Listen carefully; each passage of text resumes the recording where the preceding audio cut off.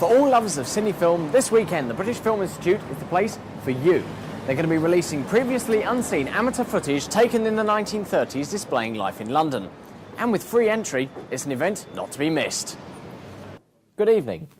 On tonight's programme, we'll be talking to Brad Pitt about the opportunities he's offering film students in Southall, which may include the chance to work with him on his next film to be made in this country.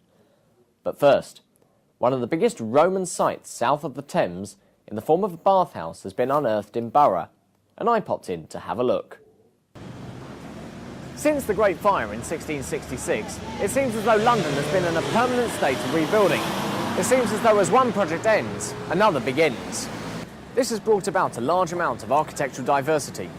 Take a look at any small area of London, and you'll be sure to find the red and yellow brick of the Victorian era, the white and grey stone of the 1920s and 30s, the less pleasing concrete structures brought about by post-war austerity measures in the 1960s and 70s, and the more recent steel and glass structures of the late 20th and early 21st centuries.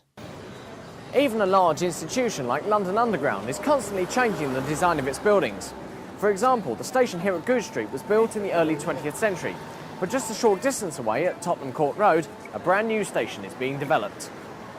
And with several more projects like this planned, London's rebuilding certainly isn't finished, and I don't believe it ever will be.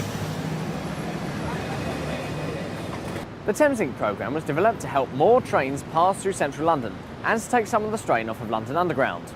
But with regular disruption now pushing the completion date back to almost 20 years later than originally planned, and with rising fare prices, is it really worth it? Now, for many of us, the Olympics in 2012 is a very exciting prospect. But for one Olympic dressage hopeful, it's not 2012 at the top of her mind, but 2016.